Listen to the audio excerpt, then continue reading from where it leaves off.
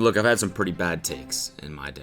All right. For example, the Surface Dog take from a few videos ago. That was a pretty horrible take. I would say most of my takes are bad. That's what you do when you have bad takes. You start a podcast, you make YouTube videos. Because how else are you supposed to let the people know how bad your takes are? Anyways, today we're gonna go through some clips of people's hot takes on TikTok. And we're gonna decide whether or not it's a good take or a bad take, all right? This is TikTok Hot Takes. By the way, if you like this shirt, then go to CodysRunClub.com to get notified of when it drops. Now that's a hot take right there. Taylor Swift, most overrated musician of all time. I don't get it. I mean, she's good, you know. She seems like somebody who could be like playing on the subway. She's just really tall and beautiful, so I get that. She makes like grocery store music. Okay, good.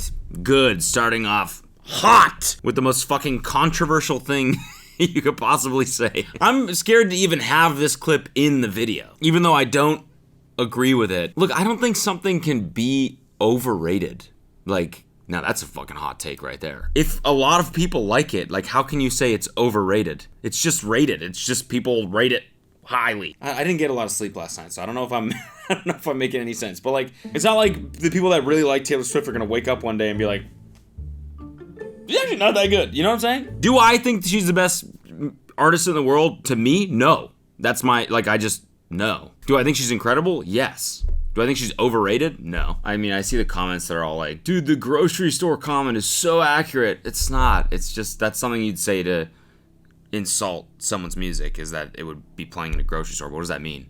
They usually play a Spotify playlist in a grocery store. It just means they make pop music. Look, the point of this video is to argue with the takes. I'm not backing up. I'm not like coming to Taylor Swift's defense by any means. My wife is a pretty big Swiftie, so that, I mean, I do feel like I should say that. I'm a little biased. I just think it's weird. The term overrated is kind of weird. Like saying like a restaurant, for example, being like, that place is overrated. Just because you're the only person that doesn't rate it as highly as all the other people that go there and enjoy it.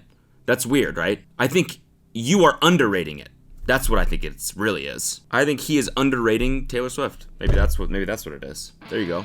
There's a take right there. Your hot take. My hot take is that Oreo should come without the cream. That part is just nasty. That just... What? Pure lard. And I scrape it off every time. And why do I have to get my hands messy every time I eat it? Because the cookie part is so good. Pure lard? Like lard is a bad thing? What? I'll suck down pure lard any day of the week. Cream, like the cream is just not... It's nasty. It's like 100% fat. Yeah, you know what else is? Fucking cheese, avocados. All the best shit is 100% fat. I wish they sold just cream. Hey, yo, what the fuck? A big cream patty. A big cream pie. That's what...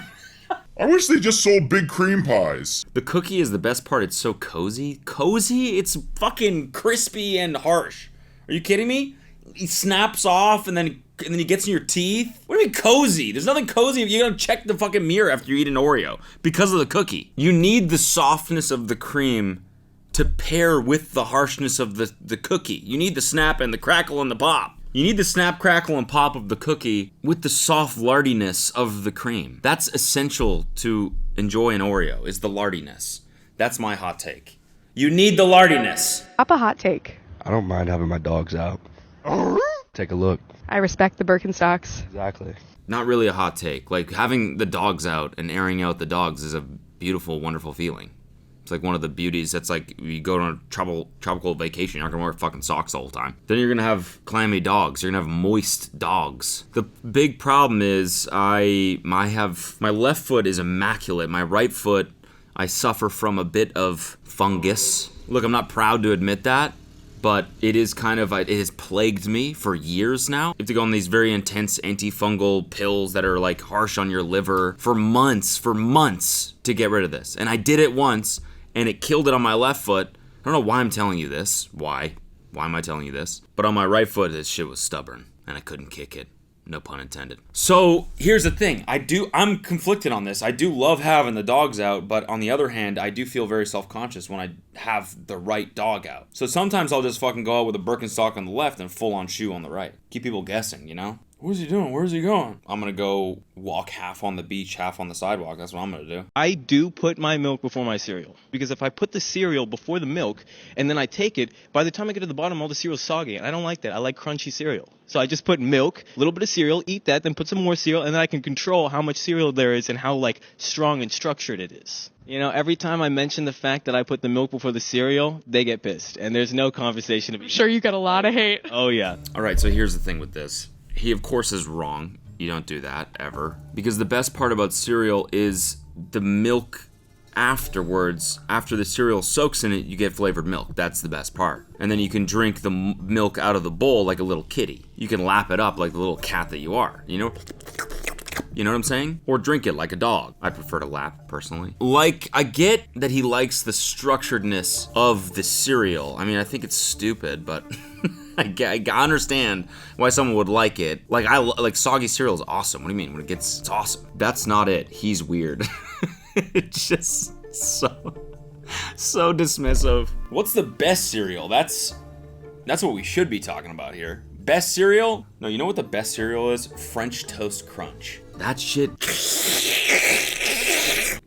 French Toast Crunch. I don't know if this was just a Canadian thing, because I know we had it in Canada and the UK. I don't know if it was here. This shit right here, broski. Truly. Kick me in the balls and call me Sally. This was the truth. This is how you start a day right here. Oh, what's a good breakfast food? French toast. We all know that, right? Well, what about having 5,000 pieces of French toast? Oh, gee, yeah, I think I'll have 500 slices, please. And then the milk after the fact? Oh my God. Actually, your day sucked ass after this because nothing could compete with this. If you start your day like this, it's like doing heroin in the morning. So your day's kind of shot afterwards. No, it's great, but Breaking Bad is dog shit. The silence is deafening. That's offensive. It's true, though. It's true. Breaking Bad, horrific. You want to know what else is horrific? Game of Thrones. Dog shit. Dog shit. I mean, I don't even know really what to say to that. It's like you're just wrong.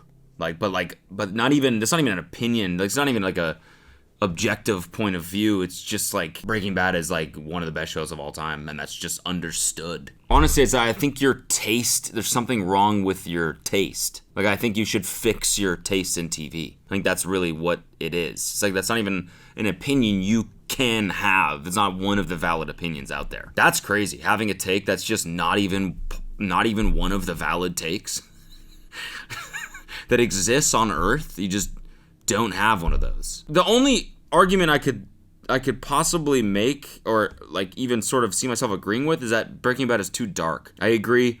It's a fucking dark show sometimes. Like, you just come away, like, sometimes you watch episodes and you come away just feeling like garbage because you're like sad and depressed. But it's so good. Well made, good acting. Game of Thrones is dog shit. I can agree with you there. So what's your take? You need a spoon to eat rice, not a fork. 100% agree. You gotta think about that. Who did start a fork? Fork is good for eating, picking up meat. Like stabbing, lettuce, capturing lettuce. A fork is good for this movement. Yeah. Spoon is good for this movement. For rice. What, them 80s, 70s. They were wrong. They just stuck in their old ways, man. The spoon is innovation and progress. The spoon is the future. Yeah, but then you think about the cultures where they eat the most rice, and they're using chopsticks. So this is racist. No, I kind of agree, though. Obviously, maybe you're meant to not get that much rice in a bite. Maybe a spoon would be too much rice. Fight this to the day that I die. BLTs? Stupid! No! Fuck you! I love BLTs! How are they fucking stupid? It's almost a sandwich. It's almost a sandwich. What's it missing? That a normal sandwich. Guess what it has? Bacon, which has come from where? Little piggies. Supplemental meat. It's a supplemental meat. Joe agreed with you. It is a supplemental meat. It's an additive. It's meat that you put on other primary meats. You add it to shit. Would you like to add bacon? Oh, there's bacon on it too. It's never like bacon's never the star of the show. But here's the thing. We've been manipulated into thinking that. That's the problem. That's why maybe me and Joe are actually wrong. Is that if you think about it, it is just a meat. Here's a fucking crazy piece of information right here. You know why bacon is considered a breakfast food? It's because some marketing company along the way, some bacon company needed to sell more bacon, so they came up with the campaign that bacon was a breakfast food. And ever since then, we just for some reason are like, bacon? What do you mean? You're not gonna have bacon in the morning? That's the meat that we eat. Steak? No, couldn't quite possibly think about eating a pork chop in the morning. That's fucking disgusting. But bacon? Oh, that's a fucking, that's how I get my day started. There's nothing more morning than bacon. It's because we're sheep. People, we've been manipulated into thinking that. So, I say that to say, I think we've been manipulated into thinking that bacon is not a primary meat, when it very well could be the star of the show. It's just fucking pork. It's good. By itself. So what's your take? Bring back Vine. 100% agree. Video should only be 6 seconds long. They don't need to be any longer. Anything else is a waste of time. Nice. Nice touch. This video is 5 seconds. That was a nice touch. I disagree with this actually, and that's someone that obviously like had an audience on Vine. I think it was what it was for the time. It's so legendary because of what it was during that time. It was way ahead of its time, and we all like sort of realized that, and then it got shut down. Now it's kind of this thing we think back fondly to, you know, and it should stay like that. And besides, fucking, it's better. Like if it was around now, nobody would use it because TikTok is just better and Instagram is just better. And actually longer videos sometimes are way better. That's my take. Back then, it worked. It was perfect. Now, I don't think it would work. Everything's too fucking meta now. There's too many captions and everything is a fucking screen recording of someone saying something on a live stream and replying to something else. You know what I'm saying? Like, Vine's too, like, simple. We're all too, like, desensitized now and conditioned to 5,000 pieces of info on the screen at one time. What's your take? I'm tired of people blaming their personality traits or toxic traits on their astrological sign. 100% agree. You're gonna sit there, look me in my face, and say, I cheated on my girlfriend because I'm a Scorpio. You need therapy, guy. And don't get me started on the girls. The girls do it worse. They blame everything on What's your sign? Cancer. Cancer? Yep. That's why. See, look. What do you mean that's why? What does that mean? That's how stupid I look right now. It's like, oh, that's why you're like the way that you are, because you're a Cancer. Oh yeah, that's dumb. That's dumb. I remember one time this guy was like, oh, you're always angry because you're an Aries. It's like, I'm always angry because you don't know how to pick up your socks off the floor. That's why I'm angry. So you think astrology is a complete scam? It's a scam. People are just people. You're gonna sit here and say, oh, I am so angry all the time I committed murder because I'm a Gemini? Because I'm a Gemini? It's not really a hot take. Here's the thing. I think if like astrology was like actually real, like we'd have some proof by now. Like scientists would be like, whoa, like there could be like a study published. Maybe there is, I don't know. Maybe a study published somewhere by like a scientist in a journal somewhere that says like being born at a certain time of year changes your personality. But then again, I think we also kind of need that like, but what if though, you know? What if it is and just no one's really studied it, you know? I think we kind of need that shit too. I think we need the weird sort of spiritual realm. You kind of need that as a human, you know? There's some shit going on that nobody really understands, right? It's vibes. It's the study of vibes. That's kind of part of being a human. It can't all be fucking science and zeros and ones and, you know?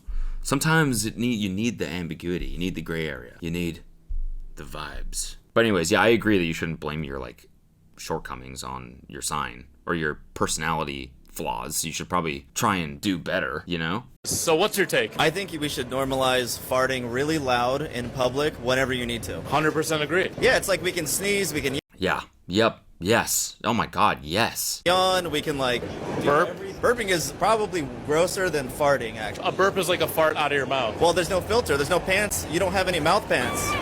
You like them loud though. When they're louder, they feel better. No mouth pants. That's just true. It's like when you're a baby, you have permission to fart. When you're old, you have permission to fart. But in the middle, you can't fart. Wow, that's great. That's genius. That's really good. Yeah, I just want middle-aged farting. All right, I think it is important to have some like semblance of manners and like etiquette, right, in public. Like we need like some like code that everyone like generally agrees to, right? However, farting should be polite, like should be part of the polite. It shouldn't be impolite because it's like everyone has to do it. It's like a sneeze. You eat, your stomach creates gas, and then holding it in gives you fucking like colon cancer, doesn't it? Like you should just be able to fart. I don't understand. It's like painful. Everyone hates holding in farts. It's the smell. That's what it is. That's what it is. Duh. People don't like the smell of them. But maybe we need to hire the marketing agency that did the bacon campaign to convince people that farts smell good actually. And I think that's That is the hot take here. So what's your take? Small are better than big. Agreed. So what's your take? I think planes should have a baby-only section that's soundproof. 100% agree. I think it should be like first class, business, extra legroom, Does this guy ever disagree? That's what I want to know. economy, babies. I know that my opinion has changed since having a baby. Obviously, I empathize now with parents because I am one, but I've never really understood people that get mad at people with babies. I don't get it. I've never understood it. I've never like really thought like, oh, I'm pissed at this person that brought a baby on a plane. Why would you do that? I've never thought that because it's like, obviously they gotta fucking go somewhere. I've never really understood people that are like, they're infringing on my rights as a traveler. How dare they? I've also, like, with fucking save up, buy some AirPod Maxes. Boom, problem solved. Like, that's just problem solved. Noise canceling, you'll never hear another baby ever again. There you go. There should be soundproof rooms on a plane, though, because then you can just go in there and make beats. That's a hot take. They should have music studios on planes so you can make hot EDM tracks with your babies. Speaking of which, guys, I'm gonna be in Vegas tomorrow. I think this comes out on Thursday, so I'll be there tomorrow playing a set. If you want to come see me, ticket link is in the bio. Speaking of hot EDM tracks. What's your take? Life is too long. 100% disagree. Life is too long. Life is too long. Oh, there you go. He disagreed. I'm not saying we should get rid of the olds. I'm just saying I don't want to live to 95. I took one of those life expectancy tests, and I got 95, and I started smoking cigarettes immediately. You don't feel blessed. No, I feel very blessed. I just seen 95. Technically, you're pro-life. I think. Wait, no, you're not pro-life. Correct. I'm pro-choice, and I choose to end at like 64. You want to end at 64? I'm done, Opt dude. out. Yeah. When's the last time you saw an 80-year-old who's like, man? I think that this is like this is like every young person's take. They're always like, I don't want to get old, man. I'm done at 50, man. I'm done. I'm jumping off a cliff, man. Mark my words, I'm out. But then you're going to get to 50 and you're going to be like, oh, fucking, actually life's kind of cool. And I'm scared to die. So I don't want to do that. Or maybe it's just me. What's your take? If I have to go up to order, I'm not tipping. You know, restaurants are all self-serve. They're all self-serve now. So 0%. Zero. At this point, I work there. You're doing the work. You should get tipped. They have the nerve on the iPad to do 15% tip. Chas v'shalom, 20% tip. Tip you? Why don't you tip me? Take 15%, 20 off the bill. No, literally, just pay people a living wage and leave us alone already. Tipping when you have to do the work is awful. Yeah, what, come a year? We're tipping 45%. We're making this shit ourselves. Yeah, I don't think it's I don't think it's the customer's fault. I don't think it's the person working there's fault. It's the fucking business's fault. Pay them more, and then so nobody has to fucking feel guilty every time they go out and buy something because they're like, should I really tip on this? You didn't do anything. You did like 2 seconds of you just like turned around, got the coffee, and turned around, and you were sort of nice. What's your take? There is no bigger red flag than a bad tipper. 100% agree. There's a lot of red flags. I get it, right? Damn, this is a funny one to watch back to back. Like, he doesn't talk to his mother, and he voted for Donald Trump. He doesn't snack between meals. Not snacking between meals is a red flag? It's a huge red flag. Look, there's a lot of red flags, I get it, but there is no way you're a bad tipper and you're going to be a generous lover. You're a bad tipper, it's like you're counting your pennies. You're counting. You're keeping score. Let her cook. And I don't want to watch you Let her keep cook. score, because if we're keeping score, the scoreboard better read 2-1. So what's a good tip? I mean, are we talking 20%? I mean, I've seen my husband drop a 30% tip, so I'm not saying, and I'm going to tell you a little extra tip. You pay with your credit card, I get you one Amex point, that's fine with me. You drop the tip in cash. Don't let the tax man win. How about your restaurant workers? Drop a cash tip. Oh my goodness, so you carry cash just for tipping? You never know, what if I got to slip the doorman to get in? How many times you got to slip the doorman some money? I can't tell you. There's no way he's a bad tipper and a generous lover. I don't think that's true, because what if he doesn't have money to give, but he's got dick to give? You know what I'm saying? What's your take? Good singers shouldn't do karaoke. 100% It's agree. not for them. It's not for them at all. They can go get paid to do that. We, in the non-good singing community, paid to be able to go and sing. Not only that, but we pay good money. We pay good, money to be able to... This is the best one so far.